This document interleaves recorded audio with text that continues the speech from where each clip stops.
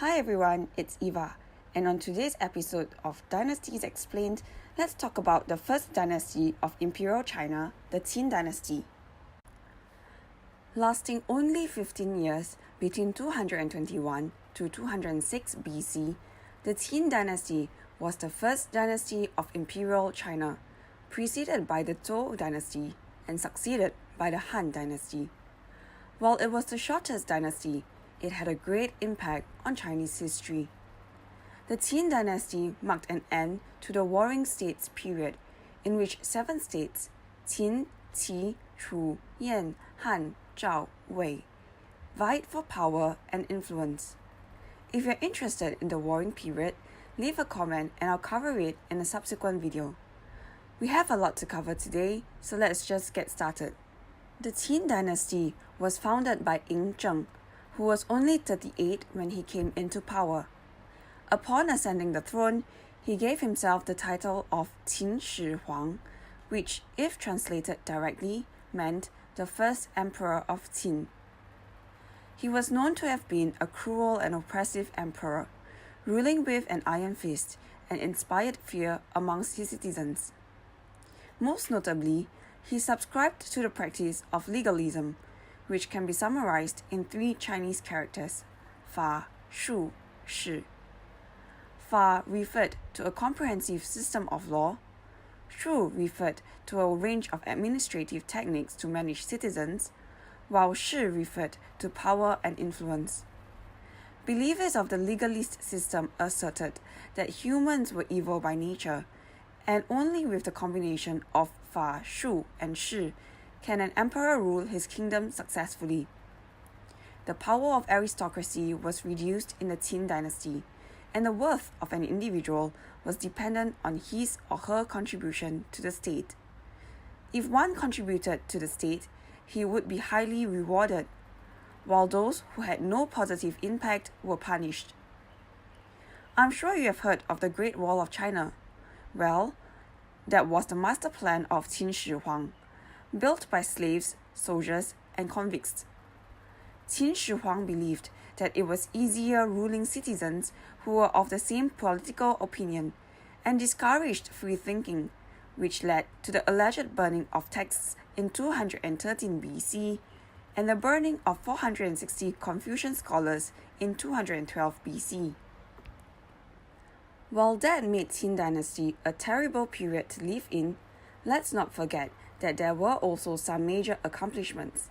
These included standardization of the written character Qin Zuan, the standardization of weights and measures, as well as irrigation works and infrastructure projects such as the Great Wall of China and the Great Canal, with the aim of defending the empire against external invaders. You might be wondering how all these mattered. Well, let's take a look first into the standardization of text. I talked about how legalism played an important role in Qin politics. Prior to the establishment of the Qin Dynasty, scribes in different regions of the country adopted different writings for the same word. These proved a challenge in administering laws throughout the country. In standardizing text, Qin Shi Huang established a system for writing known as Xiao Zuan, and each character had a clear, explainable meaning. These ensured that laws were efficient in administration.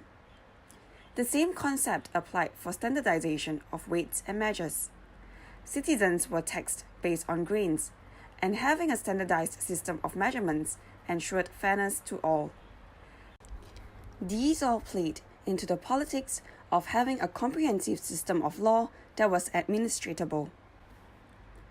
In many Chinese historical dramas, we often see the emperor clothed in yellow, a color that was associated with Chinese royalty. I was pleasantly surprised, however, to learn that the preferred color of the Qin Dynasty was black. The reason behind this color preference was interesting. Qin Shi Huang believed in the theory of the 5 elements, a theory popularly used to explain natural phenomena in ancient China, and prominent in fields such as astrology, military strategy, and feng shui. The theory asserted that the colors green, red, yellow, white, and black corresponded to the elements wood, fire, earth, matter, and water. Prior to Qin Dynasty's establishment, Zhou Dynasty was in power. The Zhou emperors favored the color red as it symbolized fire, which they believed was stronger than even gold. To demonstrate his dynasty's superiority, Qin Shi Huang chose black as the preferred color of his dynasty, as black symbolized water and was able to extinguish the fire of the Zhou dynasty. Black clothes were worn only by royalty and nobles, while some officials wore green robes, and commoners typically wore linen, which were usually a pale yellow or white.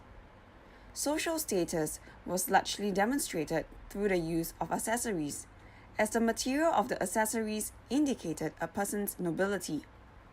Notably, robes were worn during the Qin Dynasty due to an advancement in weaving techniques. During the warring periods, it was common to wear an upper shirt with a lower piece. These evolved into a one-piece robe with wide sleeves in the Qin Dynasty, held by a belt at the waist. One of the most famous tourist attractions in China is without a doubt the terracotta soldiers. But did you know that they were created in the image of the armies of Qin Shi Huang? The terracotta soldiers are a form of funerary art with the purpose of protecting the emperor in his afterlife. These figures were uncovered in 1974 by farmers in Lintong County, outside of Xi'an. The terracotta army comprised of 8,000 soldiers, 130 chariots with 520 horses, and 150 cavalry horses, mostly found buried near Qin Shi Huang's mausoleum. There were also other non-military figures such as officials, strongmen, and musicians. Interestingly, each soldier was unique, crafted in the image of a real Qin soldier at that point in time. Each soldier had unique facial expressions, features, and even positions. While the soldiers are largely shades of grey and brown today, they were once brightly coloured. Weapons have also been found alongside these soldiers. To date, 4 pits have been discovered, of which the last is empty, suggesting that construction was incomplete. This leads us towards the end of the Qin Dynasty. Qin Shi Huang was known to be fearful of death and sought immortality in the later years of his reign. He sent doctors scurrying to find a medicine for immortality, but unfortunately, his wish did not come to fruition.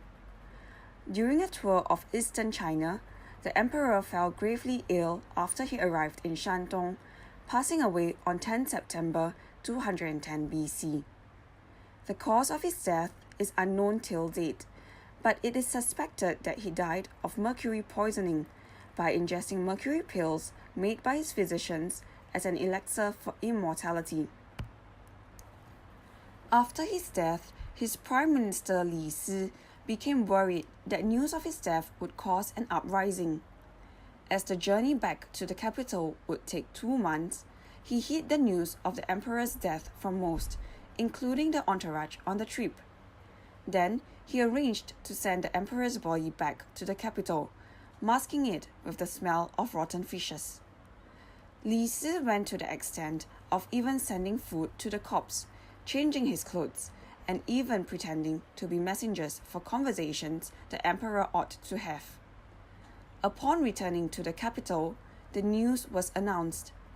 While it was typical in Chinese culture to install the first son as the succeeding emperor, especially when there was no will left behind, Li Si conspired against Qin Shi Huang's eldest son Fu Su, as he was afraid of losing his power.